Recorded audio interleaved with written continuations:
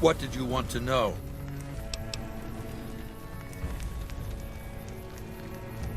I used Imperial Rome as the model for my legion precisely because it was so foreign, so alien. I'd seen what had become of the NCR's attempts to emulate the culture of pre-war America, the infighting, the corruption. Rome was a highly militarized autocracy that effectively integrated the foreign cultures it conquered. It dedicated its citizens to something higher than themselves, to the idea of Rome itself. In Rome, I found a template for a society equal to the challenges of the post-apocalyptic world, a society that could and would survive, a society that could prevent mankind from fracturing and destroying itself in this new world by establishing a new Pax Romana. It means a nationalist, imperialist, totalitarian, homogenous culture that obliterates the identity of every group it conquers. Long-term stability at all costs. The individual has no value beyond his utility to the state, whether as an instrument of war or production.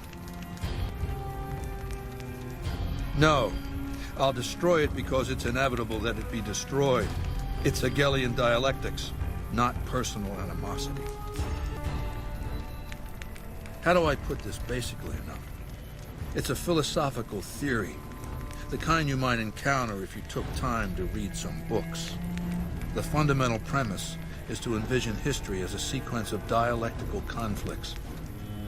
Each dialectic begins with a proposition, a thesis, which inherently contains or creates its opposite, an antithesis. Thesis and antithesis. The conflict is inevitable, but the resolution of the conflict yields something new, a synthesis, eliminating the flaws in each, leaving behind common elements and ideas. The bombs wiped the slate clean. Human civilization descended to a level of ignorance that effectively set our cultural progress back to zero. The NCR has all the problems of the ancient Roman Republic: extreme bureaucracy, corruption, extensive senatorial infighting. Just as with the ancient Republic, it is natural that a military force should conquer and transform the NCR into a military dictatorship. Thesis and antithesis. The Colorado River is my Rubicon. The NCR Council will be eradicated, but the new synthesis will change the Legion as well, from a basically nomadic army to a standing military force that protects its citizens and the power of its dictator. What else did you want to know? Do you want my opinion as a former citizen or future conqueror? Actually, my opinion's the same either way. As a young man, I was taught to venerate President Tandy of Shady Sands, the founding mother of the new California Republic. Did you know her presidency lasted 52 years? And that her father, Aradesh, was the Republic's first president? Does that sound like a democracy to you? Or a hereditary dictatorship? Because the council didn't dare oppose her. She was too popular. She had the people's love. So things ran smoothly, more or less. And as soon as she was gone, as soon as there really could be democracy, what happened then? Ever since losing its queen, the NCR has been weaker, more diffuse. Democracy has been its weakness, not its strength. Greed runs rampant. The government is corrupt, accepting bribes from Brahmin barons and landowners to the detriment of citizens. The NCR is a loose conglomerate of individuals looking out for themselves. It's lost virtue. No one cares about the collective, the greater good. It's not built to last. I'm just hastening the inevitable. Of course, the most powerful my legion has faced. Also the first to which I am ideologically opposed. Until now, every tribe I've conquered has been so backwards and stunted, enslavement has been a gift bestowed upon them.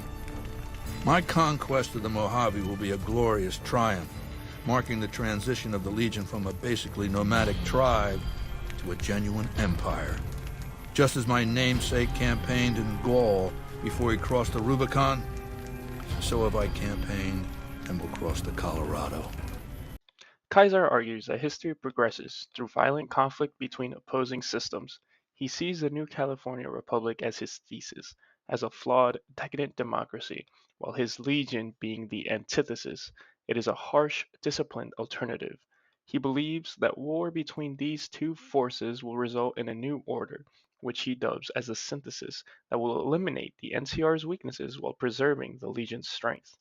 While talking to the Courier, Kaiser presents history as a strict dialectical clash, according to Hegel. However, this simplistic model that he cites of a thesis, antithesis, and a synthesis are derived from Fichte, not Hegel. Hegel's dialectics are more complex and do not follow such a rigid triadic structure.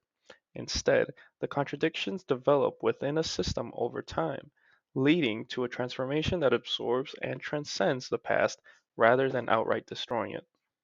Kaiser has a mistaken view of the historical progress. Hegel argues that history moves toward greater freedom and rational self awareness, often through institutions like constitutional governments and legal rights. Kaiser, in contrast, believes in totalitarian domination and the destruction of past institutions. He argues that his vision is progressive. However, it is rather regressive as it contradicts Hegel's idea that history unfolds towards greater human self realization. In addition, Kaiser misunderstands the state's role. Hegel saw the modern state as the highest realization of freedom, where individuals recognize their role in a rational, organized society. Kaiser, however, envisions a military dictatorship where individuals exist solely to serve the legion's war effort. His belief that civilization must be ruled by an absolute leader contradicts Hegel's argument entirely that freedom emerges from a balance between individual rights and state authority. Also, Hegel never explicitly used the thesis antithesis synthesis model. That structure comes from Johann Fichte, and even in Fichte's work, the synthesis did not simply destroy the thesis. Instead, it absorbs and transforms it. In Hegelian dialectics, contradictions develop internally within a system rather than being externally imposed. For example, the NCR's problems, such as corruption, inefficiency, and a slow bureaucracy, are contradictions within its own system. A truly Hegelian process would involve the NCR evolving from within, rather than being forcibly replaced. Kaiser completely misunderstands this and believes that progress can only come from external conquest. Kaiser believes that conquering New Vegas and the Mojave region will allow him to combine the barbarism of his legion with the civilization that Vegas and the NCR represent. He had spent years building a fanatical horde with which he would conquer the waste.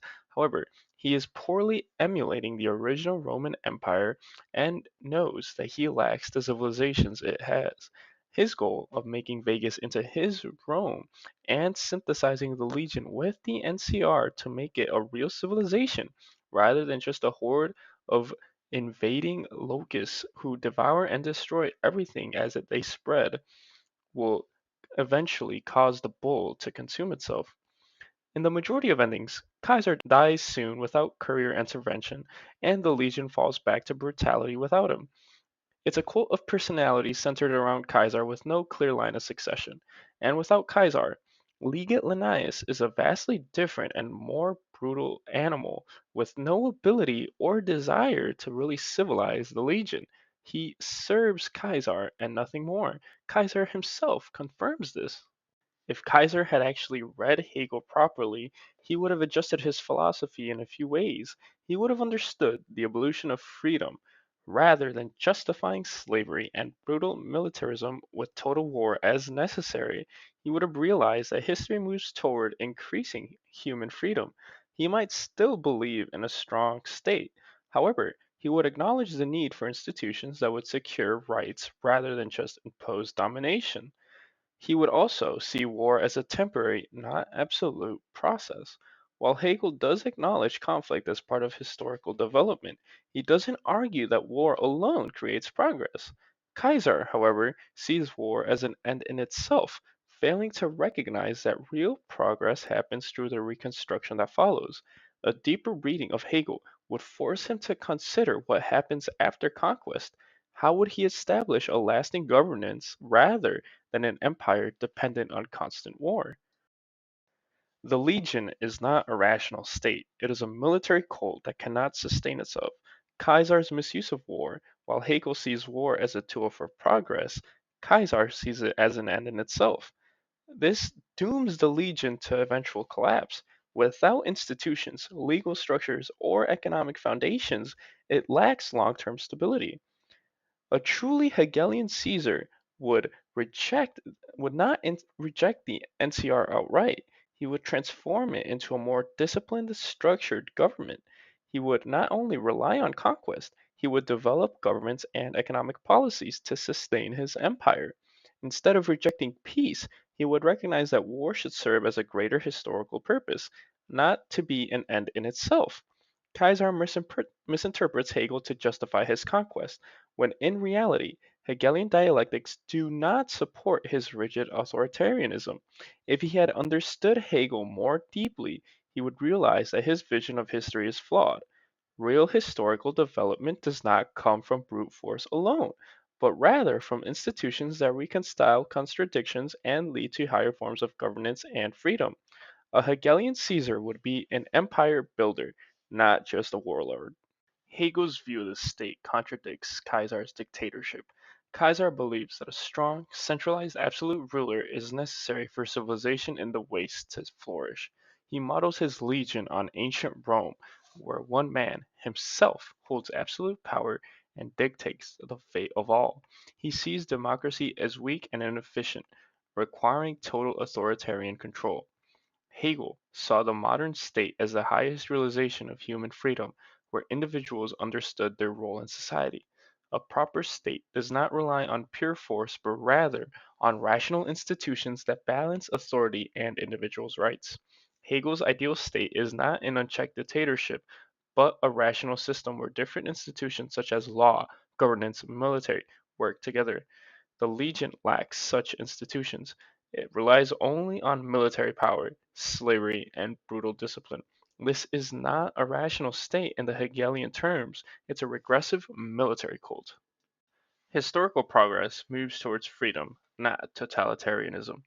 Kaiser believes that history does not move toward greater freedom. Instead, he sees discipline, obedience, and brutality as necessary for long term stability in post war America. He justifies slavery, public executions, and absolute control and tyranny as means to strengthen civilization. This is wrong. Hegel argues that history moves toward increasing human self awareness and freedom. Societies advance as individuals gain more agency within the state in which they live in.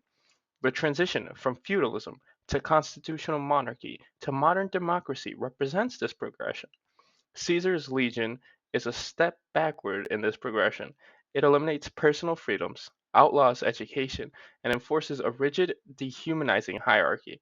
Instead of being the future of civilization, the legion is a regression to a pre modern authoritarian system that cannot sustain itself. Hegel's view on war, which is a temporary phase, versus Kaiser's perpetual conflict, shows that although Hegel recognizes that war can be necessary to resolve contradictions in a society, as war forces societies to reassess their values and institutions. However, the goal of war is to create a stable, rational state, not to engage in perpetual conquest. A rational state must establish institutions that will outlive the war in which they engage in. The legal system, economy, and an administration must persist after the conflict. Kaiser's view is that of war as an end in itself. Kaiser refuses to establish a peacetime government. His legion has no real economy, no codified laws besides whatever he deems unacceptable and acceptable, and no institutions but beyond military rule. Instead of using war as a means to establish a lasting empire, he embraces perpetual war, which directly contradicts Hegel's argument that the state must evolve past conflict. This makes his empire inherently unstable. The moment Caesar dies or military conquest ceases, the legion will fall apart. To better illustrate how Caesar's philosophy fails by Hegelian standards, we can compare him to historical leaders who either embraced this synthesis or fell into stagnation and collapse. We have Napoleon Bonaparte, who Hegel himself praised as the embodiment of historical progress, calling him the world spirit on horseback. Napoleon also did not destroy monarchies outright, but instead modernized them with the Napoleonic Code, bureaucratic, bureaucratic institutions, and military reforms. Unlike Caesar, Napoleon established long lasting institutions. His legal and administrative reforms still shape modern Europe. If Caesar were like Napoleon, he would have conquered the NCR but kept its institutions, merging them with legion discipline to create a hybrid government. Otto von Bismarck, for example, he unified Germany not just through war but through diplomatic strategy and statecraft. Caesar, on the other hand, is trying to do this just through war. He Von Bismarck merged Prussian militarism with liberal reforms, which ended up creating a powerful but stable Germany. His policies, such as welfare programs and industrial development, ensured that Germany remained strong even in peacetime. We can liken Kaiser more to Adolf Hitler, as Hitler's fascism rejected synthesis. He saw total dominance rather than dialectical process. Like Kaiser, Hitler viewed perpetual war as necessary, dooming Nazi Germany to collapse once it could no longer expand upon its defeat after the Allies literally whooped its ass. While the Third Reich had laws and bureaucracy, it was not designed for long term stability. It depended on endless conquest. Kaiser makes the same mistake as Hitler. His system is built on war rather than sustainability, ensuring its inevitable downfall. Kaiser is closer to the Genghis Khan than Hegel. Genghis Khan, like Caesar, was a brilliant military leader but focused almost entirely on conquest. The Mongol Empire collapsed within a few generations because it lacked cohesive institutions beyond military rule. Unlike Napoleon or Bismarck, Genghis did not synthesize conquered civilizations. His empire fractured into competing khanates. Lastly, Caesar's slavery is a direct rejection of Hegelian freedom. Hegel's master slave dialectic, which was discussed in Phenomenology of Spirit, explores the dynamic between oppressor and oppressed. In this model, the master dominates the slave and believes he is superior. The slave, through its labor, gains self awareness and develops intellectuality. Over time, the master becomes dependent on the slave, while the slave's self awareness allows them to overthrow the master. Caesar's slavery system is ultimately anti Hegelian. Caesar reinforces slavery rather than recognize it as a temporary contradiction that must be resolved. Instead of allowing the oppressed to develop, he keeps them in a permanent subjugation state, which Hegel would argue prevents historical progress. If Hegel's dialectics were followed, the legion slaves would eventually rebel, leading to the self destruction of Caesar's system. If Caesar had actually read and understood Hegel's work, he would abolish slavery once the legion has established power, recognizing that an educated, self aware population leads to a stronger state.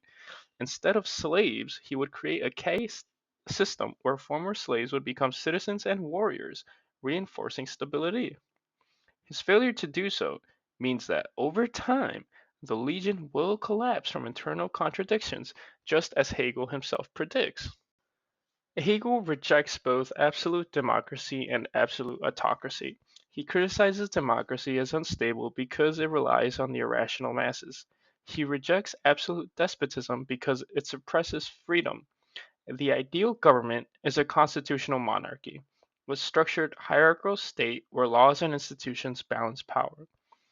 Caesar sees the NCR's democracy as weak and corrupt, believing the only alternative is totalitarian rule, pointing out to President Erdesh and President Tandy. However, he ignores the possibility of a balanced system, such as an aristocratic republican structure where ruling class governs while still providing rights and stability. The NCR's corruption does not mean democracy is inherently flawed. Hegel would argue that it needs reform, not destruction. Instead of dialectically improving upon NCR governance, Caesar attempts to replace it with brute force dictatorship, ensuring the legion will never evolve into a stable long-term state.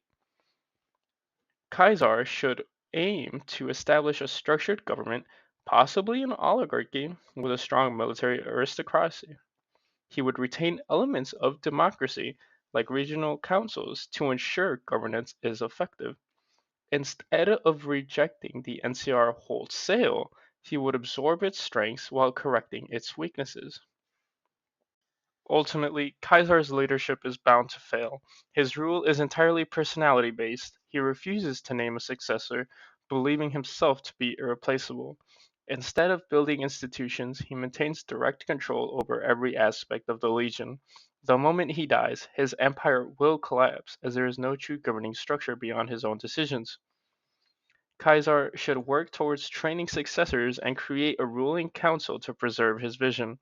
He should aim towards codifying his laws and establishing government structures rather than ruling by decree.